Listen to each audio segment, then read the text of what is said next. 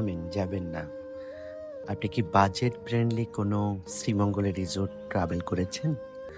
আমার কাছে মনে হলো বাজেট ফ্রেন্ডলি করতে গেলে আমরা বাজেট ফ্রেন্ডলি রিসোর্টগুলাই এভেল করা অবশ্যই ভালো একটা দিক আমি মনে করি। আমি একটা বাজেট ফ্রেন্ডলি রিসোর্টের ঠিকানা আপনাদেরকে দিচ্ছি। চমৎকার একটা রিসোর্ট, একদম হোমলি একটা ভাইব আছে। যে রিসোর্টের সত্যি ভেতর এবং বাহিরটা আমার কাছে অসম্ভব ভালো লেগেছে।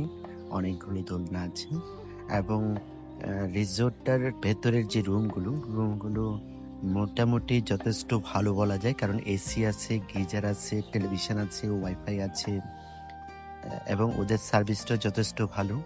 কারণ আমরা সার্ভিসটা ভালো পেলে সেক্ষেত্রে হোক ছোট, হোক বড়, সেই ধরনের রিসোর্টগুলোকেই আমরা এভেল করি।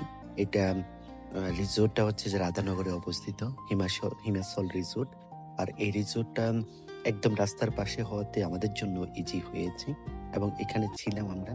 আমরা যে রুমটা নিয়েছিলাম এটা ৳৩,০০০ নিয়েছিল এবং ৳৩,০০০ র মধ্যে এতগুলো সার্ভিস এবং সাথে ব্রেকফাস্ট পেয়েছি। ওদের যেই ছাদে যাওয়ার যে জায়গাটা এবং ছাদের একটা কর্নার আছে চমৎকার। যদিও শ্রীমঙ্গলে কন্টিনিউয়াসলি বৃষ্টি হতে থাকে।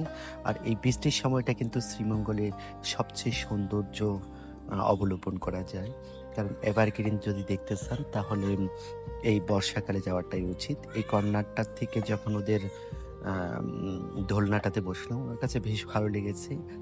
পাশেই একটা চমৎকার আম গাছ আছে এবং অনেকগুলো কুল গাছ দিয়ে তৈরি করা।